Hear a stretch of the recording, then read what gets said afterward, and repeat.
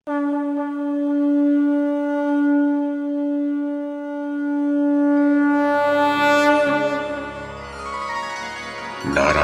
नमस्कृत्य नरं चैव नरोत्तमं देवीं सरस्वतीं व्यासं ततो जयमुदीरयेत्। ओम नमो भगवते वासुदेवाय, ओम नमः पितामहाय, ओम नमः प्रजापतिभ्यः, ओम नमः कृष्णद्वैपायनाय, ओम नमः सर्वविघ्नविनायकेभ्यः। नमस्कार। महाभारत कथा श्रृंखला में आपका स्वागत है। श्रीमन महर्षि वेद व्यास द्वारा रचित महाकाव्य महाभारत को एक कथा श्रृंखला के रूप में प्रस्तुत करते हुए पिछली कड़ी में मैंने मूल संस्कृत ग्रंथ के प्रथम पर्व, जो आदि पर्व के नाम से प्रसिद्ध है, उसके 7वें उपपर्व अर्थात संभव पर्व में राजकुमारों द्वारा रंगभूमि में अस्त्र कौशल प्रदर्शन की जो कथा है उसे आपको सुनाया था। अब इस कड़ी में इसी संभव पर्व में अर्जुन द्वारा अस्त्र कौशल प्रदर्शन की जो कथा कही गई है उसे मैं कमल किशोर आपको सुनाता हूँ।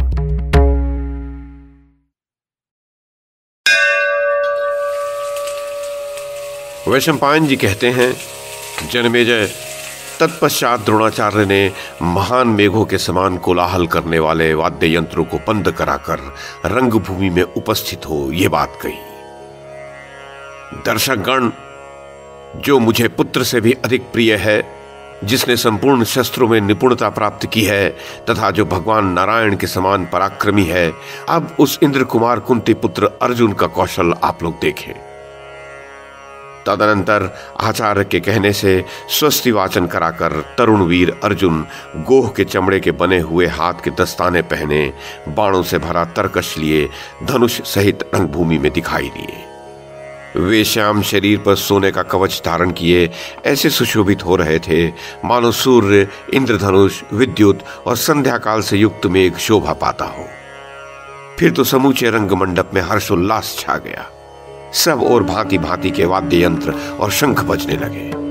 उन्हें देखकर दर्शक कहने लगे, ये कुंती के तेजस्वी पुत्र हैं, यही पांडु की मझली संतान है, ये देवराज इंद्र की संतान है, यही कुरुवंश के रक्षक हैं, अस्त्र विद्या के विद्वानों में ये सबसे उत्तम है, ये धर्मात्माओं और शीलवानों में श्रेष्ठ है, शील और ज्ञान की तो ये सर्वोत्तम निधि है। उस समय दर्शकों के मुख से तुमुल ध्वनि के साथ निकलते हुए ये वचन सुनकर कुंती के स्तनों से दूध और नेत्रों से स्नेह के आंसू बहने लगे। उन दुग्ध मिश्रित आंसुओं से कुंती देवी का वक्षस्थल भीग गया। वह महान कोलाहल धृतराष्ट्र के कानों में भी गूंज उठा।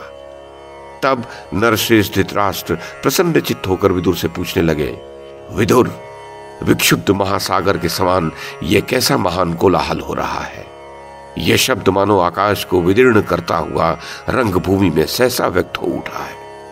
विदुर ने कहा, महाराज, ये पांडुनंदन अर्जुन कवच बांधकर रंगभूमि में उतरे हैं, इसी कारण यह गर्जना हो रही है। धृतराष्ट्र बोले, महामते, कुंती रूपी अरणी से प्रकट हुए इन तीनों पांडव रूपी अग्नियों से मैं धन्य हो गया। इन तीनों के द्वारा मैं सर्वथा अनुग्रहित और सुरक्षित हूं।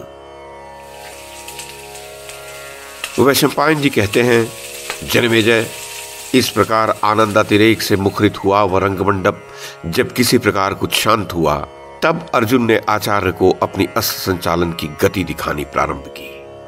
उन्होंने प्रथम आग्नेयास्त्र से अग्नि उत्पन्न की, तदुपरांत वरुणास्त्र से जल उत्पन्न करके उसे बुझा दिया, वायव्यास्त्र से आंधी चला दी और पर्जन्यास्त्र से मेघ उत्पन्न कर दिए। उन्होंने भौमास्त्र से पृथ्वी और पर्वतास्त्र से पर्वतों को उत्पन्न कर दिया। तत्पश्चात अंतर्धानास्त्र के द्वारा वे स्वयं अदृश्य हो गए।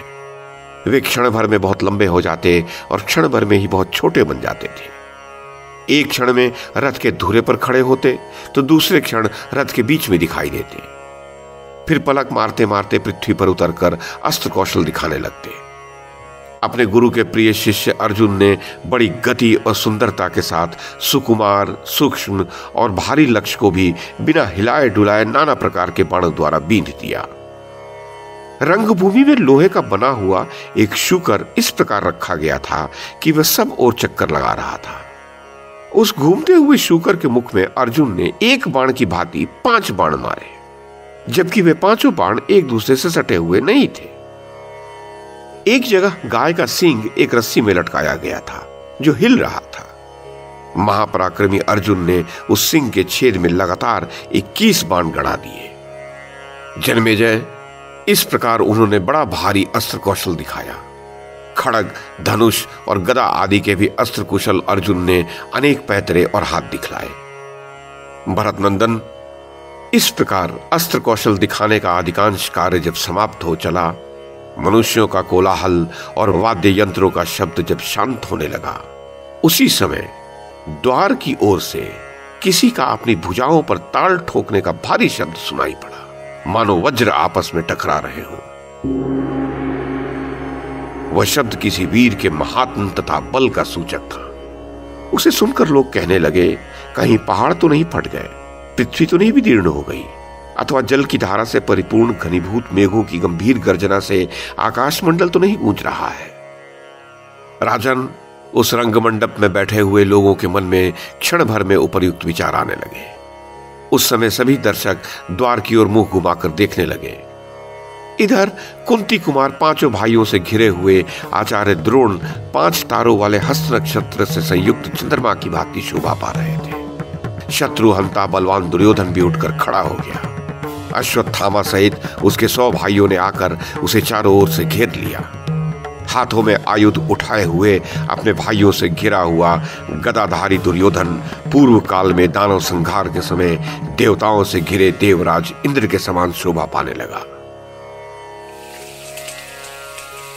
वैशंपायन जी कहते हैं, जन्मेजय, आश्चर्य से आंखें फाड़ फाड़ कर देखते हुए द्वारपालों ने जब भीतर जाने का मार्ग दे दिया, तब शत्रुओं की राजधानी पर विजय पाने वाले कर्ण ने उस विशाल रंगमंडप में प्रवेश किया।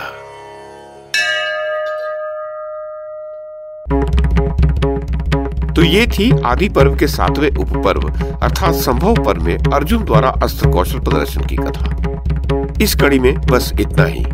अगली कड़ी में इससे आगे की कथा सुनाऊंगा। YouTube के माध्यम से महाभारत की कथा को एक श्रृंखला के रूप में प्रस्तुत करने का हमारा ये प्रयास यदि आपको सराहनीय लगा हो तो कृपया इस कड़ी को लाइक और शेयर करें, चैनल को सब्सक्राइब करें और बेल आइकन को दबाएं। साथ में अन्य लोगों को भी देखने के लिए प्रेरित करें। धन्यवाद और नमस्कार।